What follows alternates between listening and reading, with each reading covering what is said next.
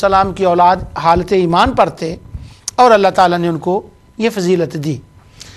اب بنی اسرائیل کو فضیلت دینا اور تمام اس وقت کے جتنے لوگ تھے ان سب کے اوپر فضیلت دینا، کیا یہ بنی اسرائیل کا کوئی ذاتی استحقاق تھا؟ یہ ذاتی حق تھا؟ یہ بات تھی کہ انہوں نے کوئی نیک عمل کیے تھے جس کی وجہ سے اللہ نے ان کو یعقوب علیہ السلام کے گھر میں پیدا فرما دیا؟ کیا حق تھا ان کا؟ کوئی حق نہیں تھا۔ وَأَنِّي فَضَّلْتُكُمْ عَلَى الْعَالَمِينَ، یہ محض اللہ کا فضل تھا۔ اب اگر جو عدل کی جانب زیادہ توجہ کرتے ہیں، عدل حق ہے، ہوگا اور اللہ فرمائے گا عدل، لیکن جو اپنے عملوں کے اوپر ان کو اتنا ناز اور گھمنڈ اور فخر ہے کہ ہم عملوں کے بدلے میں ہی بخشے جائیں گے، ہمیں شفاعت کی کوئی ضرورت نہیں، ہم نے اتنا بتھیرا کچھ اکٹھا کر لیا ہے، اگر وہ اس حساب سے دیکھا جائے تو کیا یعقوب علیہ السلام کے گھر میں ان کا پیدا ہونا ان کے کس کسب کا یہ ان کو معاوضہ مل رہا تھا؟ نہیں۔ وَأَنِّي فَضَّلْتُكُمْ عَلَى الْعَالَمِينَ، یہ محض اس کا فضل تھا۔ اب وہ بنی اسرائیل کے بعد نبی اکرم نور مجسم صلی اللہ علیہ وسلم کی جو بنی اسماعیل حضرت ابراہیم علیہ السلام کی دو بیٹوں کی دو شاخیں تھیں، ان میں اسماعیل علیہ السلام کی اولاد میں حضور کی آمد ہو گئی۔ اب انہوں نے جو دوسری شاخ والے تھے انہوں نے کہا یہ کیوں ہوا؟ تو اللہ تعالیٰ اس کا جواب ارشاد فرماتا ہے، وَلَا تُؤْمِنُوا إِلَّا لِمَنْ تَبِعَ دِينَكُمْ، اور اپنے دین کے پیروں کے سوا کسی اور کے قائل نہ ہونا۔ وہ یہودی ان کو کہتے ہیں خبردار مسلمان نہ ہونا۔ کیوں؟ وہ کہتے تھے یہ کیوں آ گئے ہیں؟ قُلْ إِنَّ الْفَضْلَ بِيَدِ اللَّهِ يُؤْتِيهِ مَن يَشَاءُ، وہ کہنے لگے یہ بنی اسماعیل میں سے کیوں محمد صلی اللہ علیہ وسلم آ گئے ہیں، حضور صلی اللہ علیہ وسلم اس میں کیوں آ گئے ہیں؟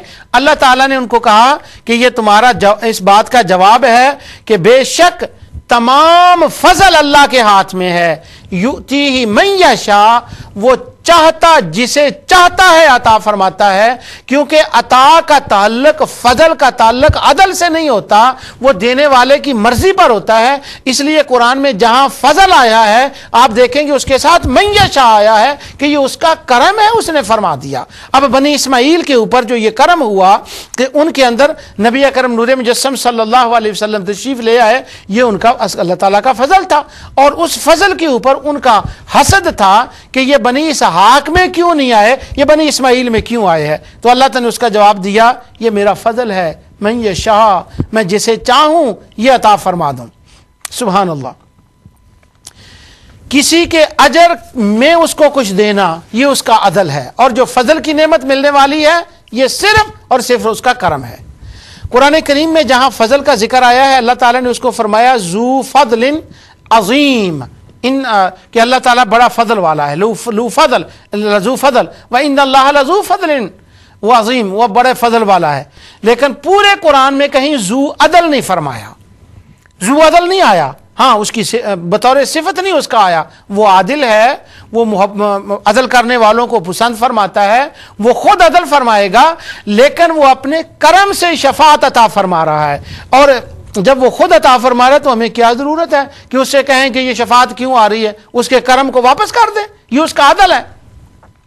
عمل وہ عدل یہ ہے کہ جتنا کسی نے کیا اتنا اس کو دیا جائے، اس کی حق تلفی نہ ہو، اس کا استحقاق ہوتا ہے، اور فضل کا مطلب ہی اضافہ ہے کہ جو جس کا وہ حقدار نہیں ہے وہ اس کو دیا جائے، اور اس کے ساتھ من یشاء کا لفظ ہے۔ اب ہم نے گناہ کیے، ہم گناہ کرتے ہیں، امت محمدیہ صلی اللہ علیہ وسلم دن رات ہم گناہوں میں مبتلا ہیں۔ اب گناہ کرتے ہیں تو گناہ کرنے سے عدل کا تقاضا تو یہ ہے کہ ایک ایک گناہ کی سزا دی جائے، لیکن اس کے فضل کا تقاضا کیا ہے؟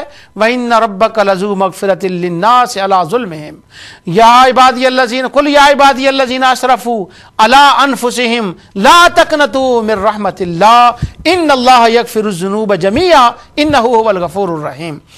یہ معاف کرنا یہ اس کا فضل ہے، معافی کا تعلق عدل سے نہیں ہے۔ یہ جن کو اپنے عملوں کے اوپر اتنا گھمنڈ ہے کہ وہ کہتے ہیں ہم عملوں کے اوپر ہمیں عدل چاہیے، ہم عدل پہ پورے اتریں گے، ہمیں شفاعت نہیں چاہیے، خود بندہ اتنا کر کے جائے، وہ شفاعت کا خیال ہی نہ کرے، اگر مل جائے تو ٹھیک ہے لے لیں ورنہ اس کو ضرورت نہیں۔ یہ اپنے عملوں پہ گھمنڈ کرنے والے یہ دیکھیں کہ جو معافی ملتی ہے اس کا تعلق نظام عدل سے ہے یا اس کا تعلق نظام شفاعت سے ہے. جو وہ تواب ہے، وہ معاف فرماتا ہے، یہ اس کا کس کے ساتھ اس کا تعلق ہے. وہ بہت سی کتابوں میں یہ روایت آتی ہے کہ ایک بندہ تھا، اس نے کافی سال عبادت کی تھی، تو اس کو بڑا گھمنڈ ہو گیا اپنی عبادت کے اوپر. وہ لمبا قصہ حدیث کے اندر اس کا ذکر آتا ہے، میں صرف اس کا اشارہ کرنا چاہتا ہوں.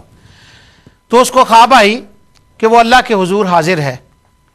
تو اس کو بڑا گھمنڈ تھا کہ میں نے بڑے عمل کیے ہیں. تو وہاں پر اس کو پیاس لگی. تو پیاس لگنے کے بعد ایک آدمی ایک گلاس کا پانی لے کر اس کے سامنے آیا. تو وہ کہنے لگا مجھے پانی دیں. تو وہ کہتا ہے میں نے پانی اس کو دوں گا جس کے پاس 500 سال کے عمل ہوں گے، اسے میں پانی کا گلاس دوں گا. اسے اتنی پیاس لگی تو اس نے کہا مجھے دے دو، میری 500 سال کی عبادت لے لو. اب وہ عبادت تو دے لی. تو پھر دیکھنے لگا تو آواز آئی کہ یہ تو ایک گلاس کی قیمت ہے جو میں نے ایک گلاس پانی کا تمہیں دیا، تمہاری نظر میں تو اس کی اتنی اہمیت ہے کہ 500 سال کی عبادت دے دی. اپنے عملوں پر فخر نہ کیا کرو، صرف فخر کرنا ہے تو میرے فضل پہ فخر کیا کرو. تو فخر جو ہے وہ اس کے فضل کے اوپر ہے. تو ان کے تو گھمنڈ ٹوٹ جائے گا وہاں پر جا کر، جب جو ان کے اتنا کرتے ہیں کہ جی ہم وہ ہمارے اتنے عمل ہے، ہمارے اتنے عمل ہے. نہیں، اس کے فضل پر ساری بات ہے. سبحان اللہ.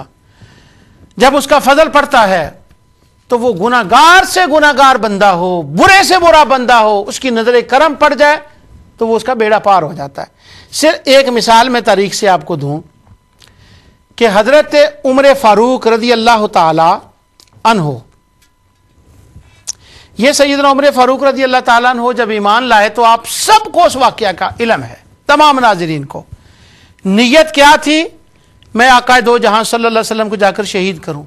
ہاتھ میں تلوار پکڑی، چلنا تلوار پکڑنا یہ ان کا عمل تھا. اور نیت کر کے جانا کہ میں حضور کو نعوذ باللہ شہید کر دوں، یہ ان کی نیت تھی. ان کی نیت کے اور ان کے عمل کو دیکھیں ذرا. اب یہ عمر چلتا جا رہا ہے، سبحان اللہ. تو اسی برا آدمی، برا شخص، بری نیت، برا کام، اور برا کام بھی اتنا نیت کر کے جا رہا ہے کہ اس سے بڑھ کر کائنات میں اور کوئی برا کام نہیں ہو سکتا. اب یہ ادھر سے جا رہے ہیں. اب عدل کا تقاضا کیا تھا کہ ہاتھ میں تلوار پکڑے جو مصطفیٰ علیہ السلام کو شہید کرنے جا رہا ہے، اس نیت سے جا رہا ہے اس کا بیڑا غرق کر دیا جائے، اس کو ختم کر دیا جائے. یہ عدل کا تقاضا تھا، یہ ہونا چاہیے تھا. ہمارے خیال کے مطابق تو یہ ہونا چاہیے تھا، مگر اس کا فضل آ گیا اور اس کے فضل نے رخ بدل دیا. اب اس کے فضل نے عمر سے عمر فاروق اور قیامت تک کے آنے والے مسلمانوں کا سردار بنا دیا. اب عمر اپنے کام سے، اپنے کسب سے، اپنے عمل سے عمر بنا ہے یا خدا کی فضل سے بنا ہے؟ وہ خدا کے فضل سے بنا ہے. اور فضل کا معنی ہی یہ ہوتا ہے کہ اضافہ جو کسی اور کو اس کا فائدہ دے. ابھی میں اس پوائنٹ پر آ رہا ہوں. سبحان اللہ. تو صاحب فضل اللہ تعالی نے حضرت ابوبکر صدیق رضی اللہ تعالیٰ کے بارے میں ارشاد فرمایا وَلَا يَأْتَلِ الْفَضْلِ مِنْكُمْ وَالسَّعَةِ أَنْ يُؤْتُوا لِي الْقُرْبَى وَالْمَسَاكِينَ وَالْمُهَاجِرِينَ فِي سَبِيلِ اللَّهِ.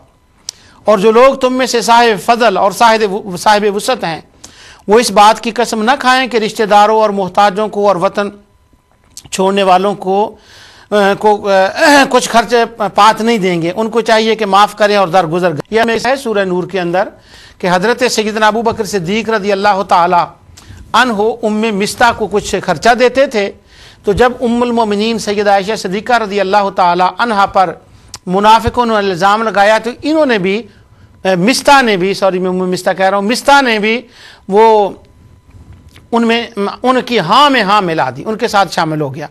تو حضرت ابوبکر صدیق رضی اللہ تعالیٰ عنہ نے کیا کیا کہ اس کا خرچہ بند کر دیا. تو اس کے وقت یہ آیت نازل ہوئی کہ وَلَا يَأْتَلِ أُولُو الْفَضْلِ مِنْكُمْ، کہ جو فضل والے ہیں اور وسعت والے ہیں ان کی یہ شایان نہیں ہے کہ وہ اپنے فضل کا ہاتھ روک لیں.